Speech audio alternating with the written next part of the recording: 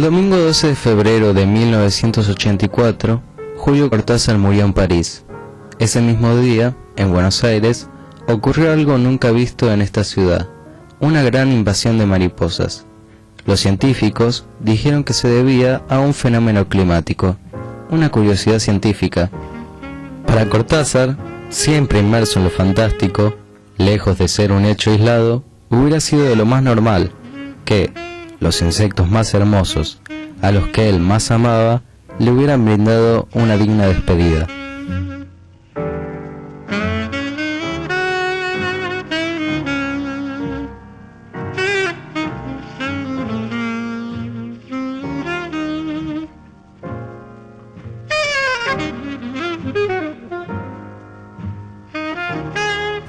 Julio Florencio Cortázar nació en Bruselas, Bélgica, el 26 de agosto de 1914, apenas comenzada la Primera Guerra Mundial, pero gracias al desempeño diplomático de su padre, pudo ser inscripto como argentino. Años después, recordaría las circunstancias de su nacimiento de esta manera. Las circunstancias de mi nacimiento fueron nada extraordinarias, pero un tanto pintorescas, porque fue un nacimiento que se produjo en Bruselas como podría haberse producido en Helsinki o en Guatemala. Todo dependía de la función que le hubieran dado a mi padre en ese momento y el hecho de que él acababa de casarse y llegó prácticamente en viaje de bodas a Bélgica, hizo que yo naciera en esa ciudad en el mismo momento en que el Kaiser y sus tropas se lanzaban a la conquista de Bélgica, que tomaron en los días de mi nacimiento. Mi nacimiento fue un nacimiento sumamente bélico, lo cual dio como resultado a uno de los hombres más pacifistas que hay en este planeta. Hasta el año 1918, Julio Cortázar vivió en distintos países de Europa, mientras su familia se refugiaba de la guerra. Ese mismo año deciden regresar a la Argentina e instalarse en su casa de Banfield. Allí, algunos problemas de salud durante su infancia los llevarían a desarrollar su mayor pasión, lo que marcaría toda su vida, la literatura. Los suburbios de Buenos Aires, que nosotros llamamos Banfield, pero que tiene un nombre inglés, Banfield, y ese nombre inglés corresponde a uno de los muchos ingenieros ingleses que construyeron el sistema ferroviario argentino. Tenían los nombres de sus personas importantes. Había la estación que seguía la mía, se llamaba Temperley, de modo que había momentos en que uno podía creerse mucho más en Inglaterra que en la Argentina.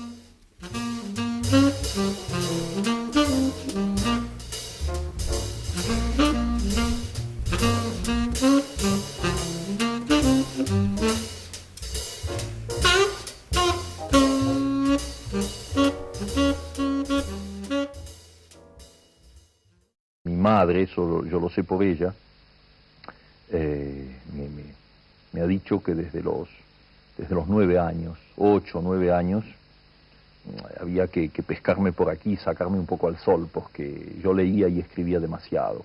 Incluso hubo por ahí un médico que recetó que había que prohibirme los libros durante 4 o 5 meses. Hay dos formas de conocer a Julio Cortázar. Una es a través de su extensa y hermosa obra literaria, ¿no? Y como militante. Julio lo que escribía lo vivía, era un militante de la vida.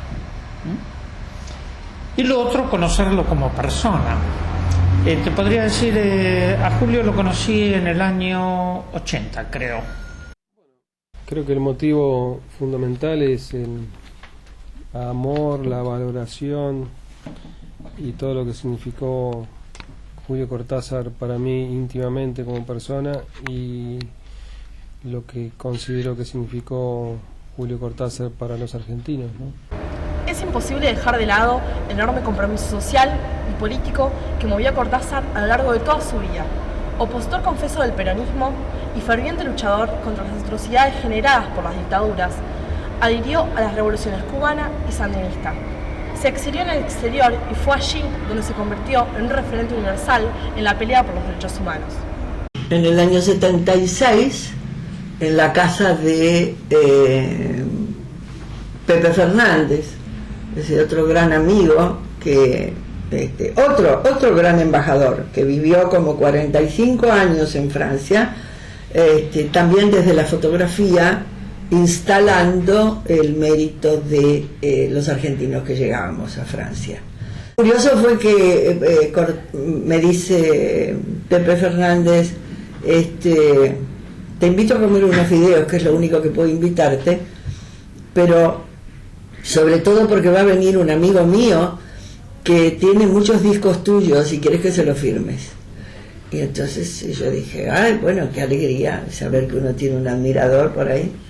Y que de pronto, qué decir, cuando tocó el timbre y abriendo la puerta apareció ese gigante, porque medía como 2 metros, y con efectivamente una ristra de discos míos debajo del brazo, y con la simpatía de ¿cómo se llaman estos? Marcadores de colores, para que yo se lo firmara y que las firmas parecieran de diferentes días. Primero lo miré y dije, ¿quién es este hombre? Cuando realicé quién era, porque además ni se presentó, me dijo hola, me dio un beso con la mayor naturalidad y espontaneidad, y Pepe Fernández no me dijo, es fulano de tal, porque dedujo que yo de entrada tenía que saberlo. Claro. Y cuando yo realicé quién era, me quedé petrificada. Bueno, nada, y a partir de ahí pues nos encontramos y no nos separamos nunca más. Y uno venía leyendo algunas de sus obras y también sus posiciones sociales y políticas. Le apoyó mucho lo que fue la revolución sandinista. Nosotros hemos trabajado mucho en Nicaragua, toda la parte centroamericana, ¿no? Fue un hombre que, si bien vivía en París, nunca se desprendió de la Argentina ni del continente latinoamericano. Fue un hombre que siempre mantuvo ese puente de la solidaridad y del compromiso con los pueblos.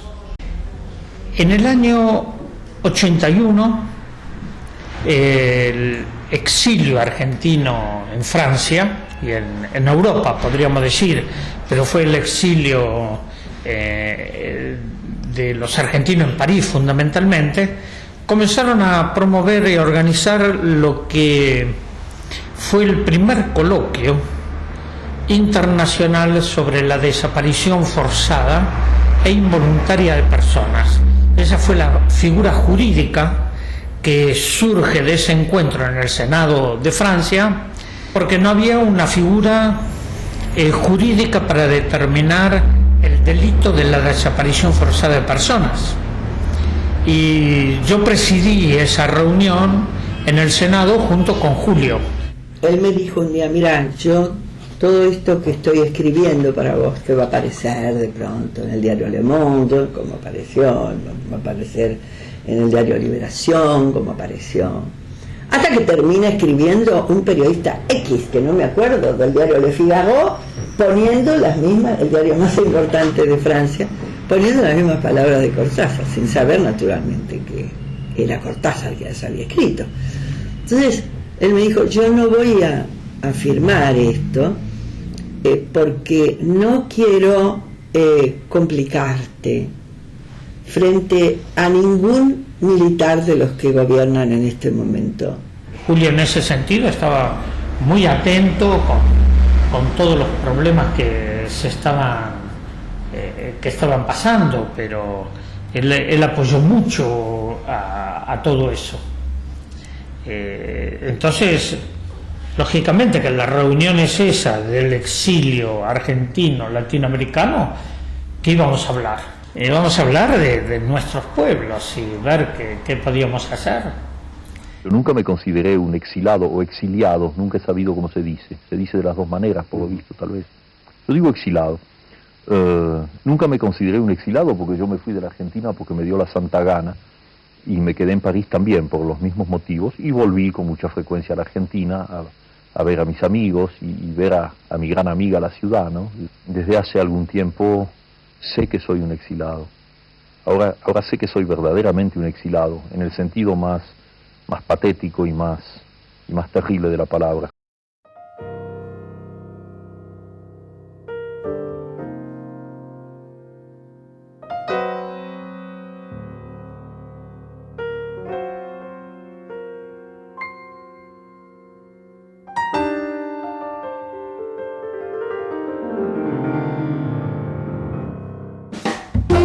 ¿Qué palpito tenés?, preguntó Esteves. Estaba nervioso, infantilmente emocionado, ahora que los guantes se rozaban en el saludo inicial. Y Monzón, de frente, armaba esa guardia que no parecía una defensa. Los brazos largos y delgados, la silueta casi frágil, frente a Mantequilla, más bajo y morrudo, soltando ya 2 golpes de anuncio. Siempre me gustaron los desafiantes, dijo Walter, y atrás, un francés, explicando que a Monzón le iba a ayudar la diferencia de estatura. Golpes de estudio. Monzón entrando y saliendo sin esfuerzo. Round casi obligadamente parejo. Y si hablamos de pasiones, más allá de la literatura, el corazón de Cortázar toda su vida vibró al ritmo del jazz y con las emociones de una buena pelea de boxeo. En homenaje a estos 2 grandes amores, escribió cuentos memorables como El Perseguidor, La Vuelta al Día en 80 Mundos, Torito y La Noche de Mantequilla. El jazz es para mí, la música en general, y el jazz en particular, es una especie de presencia continua, incluso en lo que yo escribo. El trabajo de escritor se da de una manera en donde hay una especie de ritmo que no tiene nada que ver con la rima y con las aliteraciones. El Perseguidor es un poco una rayuelita, ¿comprendes? Es un primer germen. O sea que el personaje de Johnny Carter es ya un poco Oliveira en Rayuela.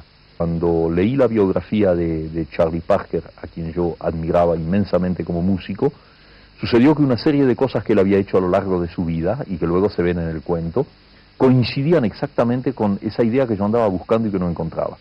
Era bastante natural que yo al mismo tiempo asimilara un músico a quien yo amaba estéticamente, y que al mismo tiempo se convertía en mi personaje. Le cambié un poco el nombre, pero en la dedicatoria está la clave.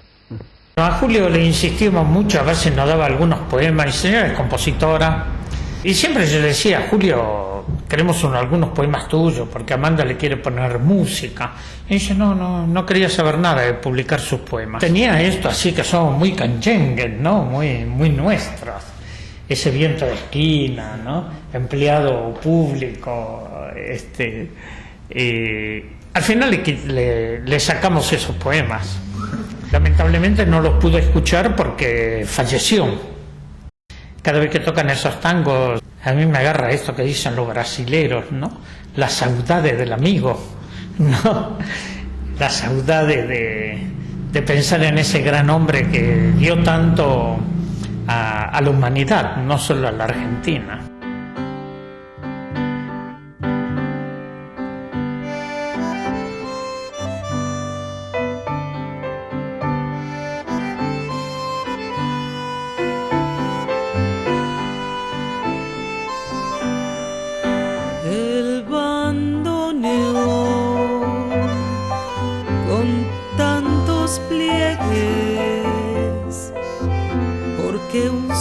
Turbio, masticado.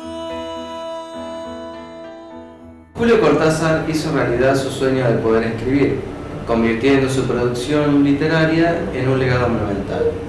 La narrativa de Cortázar marcó un antes y un después en la literatura, creando un quiebre entre el mundo ficticio y el mundo de lo real. La publicación de Rayuela en 1963, su obra cúlmine, hizo que Cortázar dejara de pasar desapercibido y se convirtiera en artífice del boom de la literatura latinoamericana en todo el mundo. Creo que la escritura de Cortázar es una sorpresa permanente y es un redescubrimiento permanente, ¿no? Hay una secuencia muy linda en la película que hicimos, que está tomada de un documental francés, donde él va caminando por una calle y se detiene frente a una pared, a un muro, en una calle parisina llena de afiches. Y él se detiene y empieza a hablar de esas imágenes, y a partir de esas imágenes empieza a evocar otros mundos y otros tiempos, ¿no?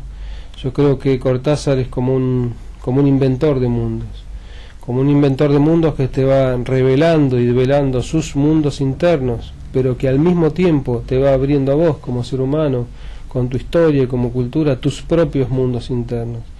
Y es como alguien que te lleva de la mano y te va mostrando otros caminos que son distintos a la realidad habitual, a ese recorrido que uno va haciendo, y te mete como por otra puertita, por otro sendero, y de la mano de él no solamente vas descubriendo el mundo que él te va mostrando, sino que vas descubriendo un mundo interno tuyo que hasta que no tomas su mano no te das cuenta que lo tenés adentro, y a partir de ahí se va develando, ¿no? Era un maestro de la narración.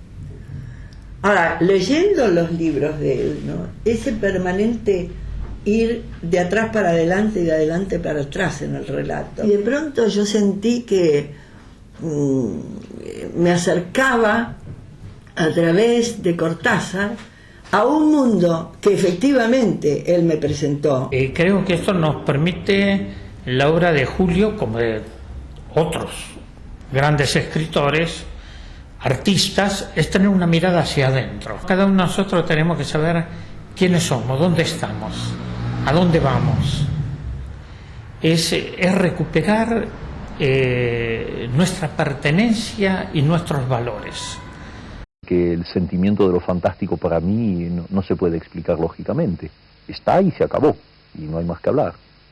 A mí se me ocurrió, y sé muy bien que era una cosa difícil, intentar escribir un libro en donde el lector, en vez de leer la novela así consecutivamente, tuviera en primer lugar diferentes opciones, lo cual lo situaba ya casi en un pie de igualdad con el autor, porque el autor también había tomado diferentes opciones al escribir el libro. Que finalmente los lectores de Rayuela la han aceptado en su conjunto como un libro, y en ese sentido es una novela como cualquier otra.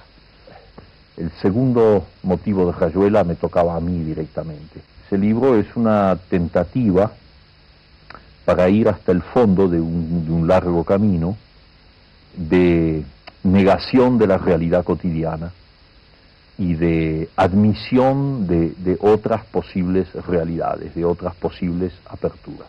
Yo creo que sería muy grave para los latinoamericanos caer en el pecado de orgullo, y he visto ya algunos signos de eso. Eso que se ha llamado boom ha sido tan ensalzado, tan puesto en un primer plano, que ha creado en algunos escritores consagrados y en otros que no lo son, pero que están haciendo su trabajo, una especie de sentimiento de triunfo previo, es decir, que el hecho de ser guatemalteco, argentino o mexicano es ya un título de superioridad literaria, lo cual es una lamentable y peligrosa equivocación. Yo creo que el boom responde al azar, a ese azar que hace tan bien las cosas. El azar hace muy bien las cosas en la historia, lo hace mucho mejor que la lógica. Mi obra personal fue hecha en la soledad, fue hecha en la pobreza, fue hecha sin el menor apoyo editorial. Yo sé muy bien que un escritor no llega nunca a escribir lo que él quisiera escribir, y que cada libro nuevo, un libro más es en cierta medida un libro menos en ese camino para irte acercando al libro final y absoluto que nunca escribes, porque te mueres antes, ¿no?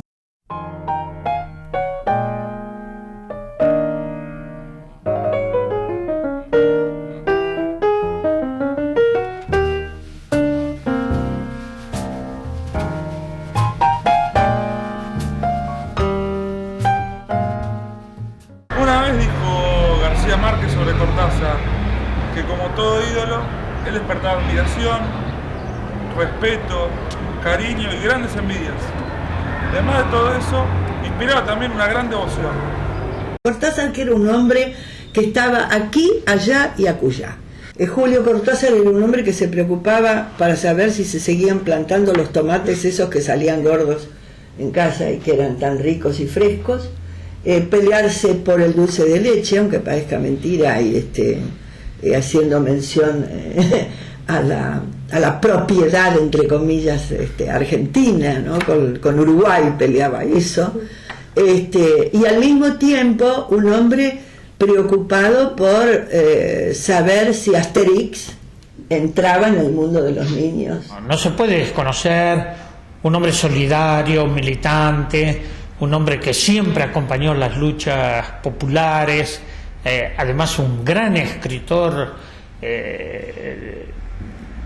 a escala mundial, porque no solo era latinoamericano, nosotros lo consideramos nuestro, ¿no? No solamente a su calidad como escritor, sino también a su conducta, a su actitud como ser humano, ¿no? Yo creo que Julio Cortázar concentra estas dos cosas que no siempre se dan en la vida de un hombre. Por un lado, el artista ejemplar, por la calidad de su obra, y por otra parte, y en sincronía y en simultáneo, el ser humano extraordinario, bueno, afectuoso y con una actitud desde su lugar de escritor, desde su lugar de intelectual, una actitud de lucha por el avance de nuestro continente latinoamericano. Estas dos cuestiones no siempre están unidas en una vida, en un hombre, y cuando uno investiga, lee, descubre y redescubre a Cortázar, encuentra que son dos líneas que van en paralelo, que se van cruzando, que van creciendo, y esto me hace quererlo, valorarlo y respetarlo cada vez más, ¿no? Es decir, primaba siempre el otro, no él. Él era el que ofrendaba, él era el que estaba descubriendo para otros a esta persona, y al mismo tiempo la cuidaba profundamente. Cuando Julio Cortázar murió el 12 de febrero de 1984, no solo el mundo de la cultura se vistió de luto, sino también los fanáticos que fue recolectando alrededor del planeta. Gracias a su fama de intelectual comprometido y de buena persona, hoy, a 25 años de su partida, le seguimos rindiendo homenaje. Vimos y conocimos a todos sus amigos, a quienes lo acompañaron, sobre todo en los últimos años de su vida, a su mujer, y lo que era muy fuerte era descubrir que en un momento de la entrevista, ellos hablando de Cortázar se emocionaban, se ponían a llorar en el recuerdo, un recuerdo lleno de cariño y de amor, ¿no? Ver cómo fue un ser humano que despertó lo mejor. La curiosidad fue encontrar muchos testimonios en distintas partes del mundo: Nicaragua, México, Cuba, España, Francia, Bélgica, y muy poquito en Argentina, salvo las cintas que tenía Antini, algunas fotografías, muy poquito en Argentina, ¿no? Como esa actitud muchas veces de nuestro país de no reconocer a gigantes como Cortázar. Era un día de primavera parisina, y habíamos ido a comer y estábamos hablando de todo lo que iba a pasar acá, de lo que seguramente iba a ocurrir, la esperanza que él tenía de que el pueblo pudiera dar una vuelta de tuerca con su memoria, cosa que ocurrió, pero ocurrió de casualidad. Y de pronto me dice: ¿vos crees que yo podré volver allá? Y yo, entre sorprendida y al mismo tiempo aparentando un disgusto, le dije: ¿pero cómo no vas a poder volver? ¿Cómo no vas a poder volver? Con todos vas a volver, porque nosotros armábamos charters realmente cuando Alfonsín refundó la democracia. Fue en el año 84, después que asume Alfonsín. Julio ya sabía que estaba enfermo de cáncer, ¿no? Todos lo sabíamos, él era plenamente consciente, y hizo un viaje a la Argentina, más que despedida, de encuentro con los amigos. Lo terrible es que yo lo vi, que se iba en la estación Villiers de metro, y me quedé yo con la gran duda. Y después la alegría de las elecciones y de lo que pasó y qué sé yo, nos lo hizo olvidar un poco. Y fue muy lindo ese encuentro en el Teatro Margarita Sirgu, ahí en la calle Chacabuco. Eran 6 cuadras de 5 o 6 personas en fila para poder entrar en el Teatro Margarita Sirgu. Nos quedó chiquito, tendríamos que haber pedido el Luna Park. Y nos llegó una noticia por un llamado telefónico que habían colocado una bomba en el Margarita Sirgu. Y nadie se movió. Nadie se movió. Y nosotros teníamos miedo por la gente. Pero nos dolió que unos amigos le habían pedido a Alfonsín que lo reciba. Y Alfonsín no lo quiso recibir a Julio Cortázar.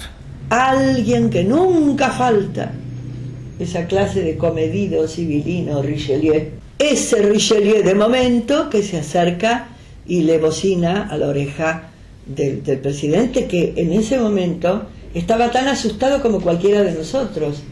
Sí, ¿verdad? Y había que entenderlo. No es que no era Cortázar la persona que debía estar en el palco oficial al lado. Y era el único que debía haber estado. Todo lo demás sobraba. Esto nos preocupó enormemente, porque si era un gobierno que habíamos apoyado, llamado democrático, defensor de los derechos humanos, ¿cómo no recibe a Julio Cortázar? Yo creo ser profundamente objetiva a través de lo que hablo de Julio, porque no lo he conocido, no lo he visto de otra manera. Eso que dice él en un momento de algún escrito mío, que yo era como una especie de milagro que surgía, ¿no? En ese momento, el milagro era él. Yo creo que el mejor homenaje es el leer su obra, comprenderla.